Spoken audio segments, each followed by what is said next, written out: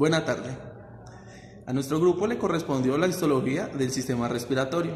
Nuestro grupo está conformado por mi compañera Irle Murillo, Dolly Granados, Isabel Correal, María Fernanda Méndez y su servidor Ángel Palacios. Histología del sistema respiratorio. Las vías respiratorias se dividen en dos segmentos: una porción conductora que se encarga del transporte de aire hacia los sitios de intercambio gaseoso y una porción respiratoria donde se llevará a cabo la respiración mediante el intercambio de oxígeno y dióxido de carbono.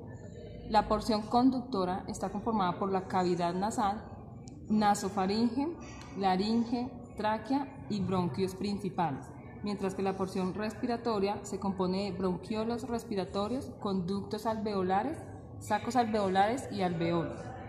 Por otra parte, la cavidad nasal se subdivide en tres partes: el vestíbulo, que es la porción de la nariz que se comunica con el exterior; región respiratoria, que constituye la mayor parte del volumen de la cavidad nasal; y una región olfatoria ubicada en el techo de esta cavidad, la cual posee una mucosa especializada para hacer posible la olfacción. En el vestíbulo se observa la transición de un epitelio plano estratificado queratinizado propio de la piel y un epitelio plano estratificado mucoso que más adelante se convertirá en un epitelio respiratorio. Esta sección de la cavidad se caracteriza por la presencia de glándulas sebáceas y vibrisas para atrapar partículas inmersas en el aire inhalado. Pasando a la región respiratoria, nos encontramos con una mucosa tapizada por el epitelio respiratorio, que es una capa de revestimiento característica de la gran mayoría de vías aéreas y se clasifica histológicamente con un epitelio cilíndrico pseudoestratificado ciliado. En esta zona se ausentan las glándulas sebáceas y aparecen numerosas glándulas mucosas. Entre los tipos de células del epitelio respiratorio encontramos células ciliadas, células de granos pequeños que no son visibles y que cumplen funciones endocrinas, células caliciformes que sintetizan y secretan moco, y células basales, que son las células madre que darán origen a 4 distintos tipos de células ya mencionadas. Por otra parte, la región olfatoria está tapizada con una mucosa especializada y una lámina propia, y en la lámina propia encontraremos glándulas olfatorias y también nervios olfatorios amiliénicos. El epitelio de esta zona, al igual que el respiratorio, también es pseudoestratificado, pero contiene tipos celulares muy diferentes, entre los que se encuentran células olfatorias receptoras, que son neuronas bipolares con una prolongación dendrílica apical llamada vesícula olfatoria, y anexos basales que en conjunto conforman el nervio olfatorio. También hay células de sostén que actúan como células gliales y producen sostén mecánico y metabólico a la célula respiratoria olfatoria. También sintetiza proteínas fijadoras de sustancias sudoríficas. Hay células basales que actúan como células madre y que se diferencian a los diferentes tipos celulares, y células en cepillo iguales a las presentes en la región respiratoria. Continuamos con la faringe, ubicado posterior a la cavidad nasal y la cavidad oral, y se divide en nasofaringe y orofaringe. Dentro de la función de la faringe está la comunicación entre la cavidad nasal y bucal con la laringe y el esófago. Por medio de este permite el paso del aire y el alimento y ayuda también a la fonación. Seguimos.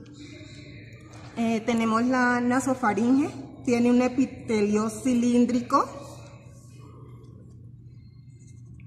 estratificado ciliado, tejido linfático difuso y nódulos linfáticos. La concentración de esta lo que origina son las amígdalas faringes.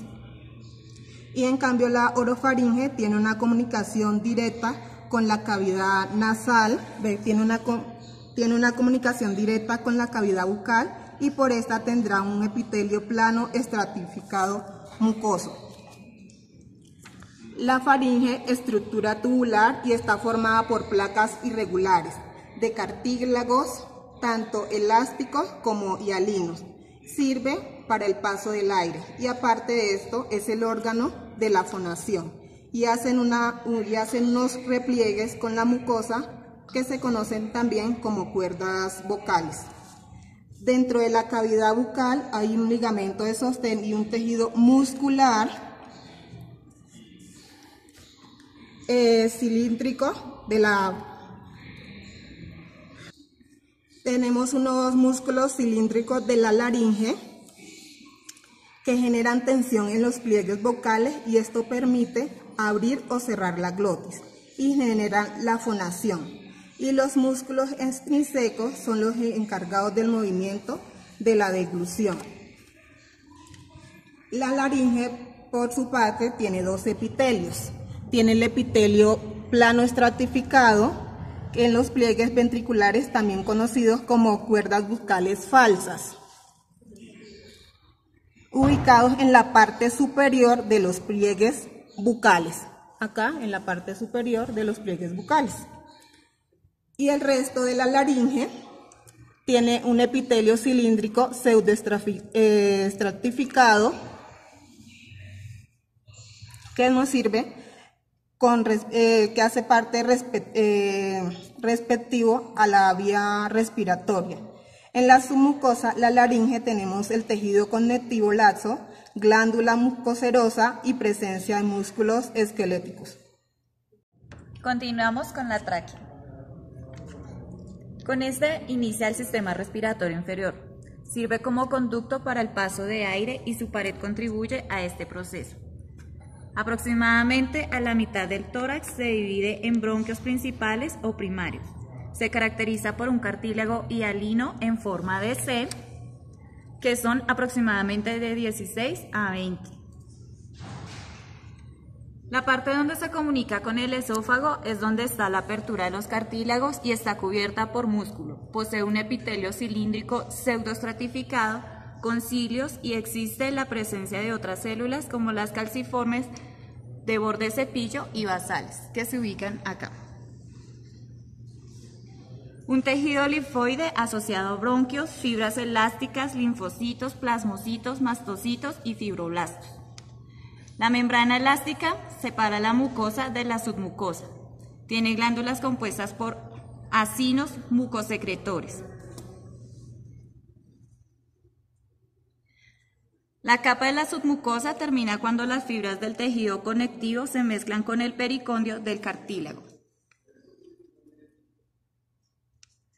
Por último, la túnica adventicia comparte el cartílago con la submucosa. Esta tiene un músculo liso o traqueal. Esta túnica une la tráquea con las demás estructuras continuas, entre estas el esófago. Seguimos con pulmones, bronquios y bronquiolos. Es importante recordar que hay dos pulmones.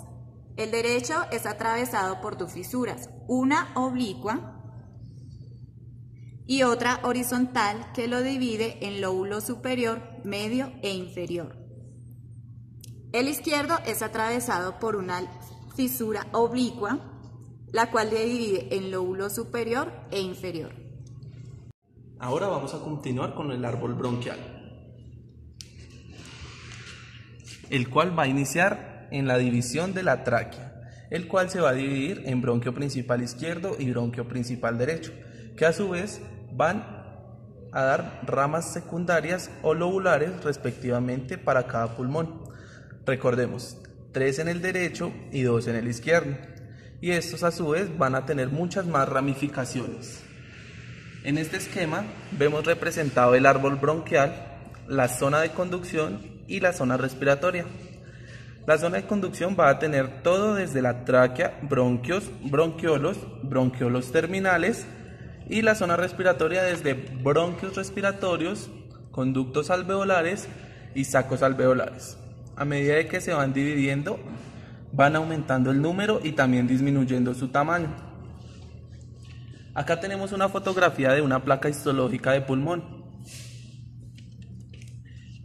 El bronquio va a tener una mucosa que va a estar por epitelio respiratorio, una capa muscular que va Va a tener músculo liso, una submucosa de tejido conectivo laxo, glándulas y tejidos linfáticos asociados a bronquios y sus características principales va a ser la capa de cartílago hialino, discontinua. También va a presentar una adventicia de tejido conectivo denso moderado. También vamos a tener un bronquiolos, propiamente dicho, que se va a caracterizar ya por no tener un cartílago hialino, ya no va a tener glándulas, va a tener un abundante músculo liso, va a empezar a presentarse desde células, se van a empezar a presentar las células claras. Ahora vamos al bronquio terminal, que tiene un epitelio cúbico simple, y el bronquiolo respiratorio, que tiene un epitelio cúbico simple y escamoso simple. Vamos a continuar con las células de Clara. Ahora vamos a hablar de las células de Clara. Vamos a tener en cuenta que estas van a secretar un agente activo, una lipoproteína que impide la adhensión luminal en forma de glucosaminoglucanos para proteger y lubricar el interior del bronquio. Bronquiolo terminal. Se divide en bronquiolo respiratorio, tiene en su pared unas dilataciones llamadas alveolos. Los alveolos son los espacios aéreos terminales del sistema respiratorio en donde ocurre intercambio gaseoso entre el aire y la sangre. En el pulmón de adulto hay aproximadamente entre 150 y 250 millones de alveolos, los cuales desembocan en un conducto alveolar, el cual es una ramificación tubular, la cual va al terminal. El acino respiratorio es la unidad funcional del pulmón, el cual es el volumen del tejido pulmonar ventilado por las ramificaciones de los bronquiolos. Este está compuesto por bronquiolos respiratorios, que se encuentran en este lado, conductos alveolares, sacos alveolares y los alveolos. El espacio entre dos alveolos se denomina pared alveolar. Esta se compone por una capa de tejido conectivo que va a estar revestido por un epitelio, y esta capa de tejido conectivo va a estar compuesta por las fibras elásticas y colágeno.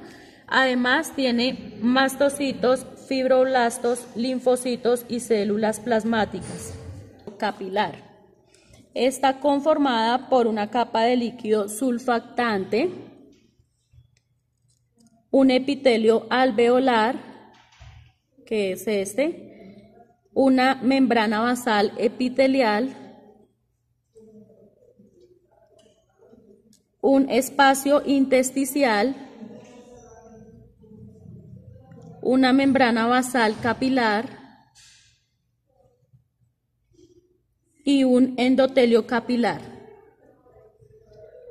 Estos se van a encargar de la difusión del oxígeno hacia la luz del capilar y de la difusión de dióxido de carbono hacia el alveolo.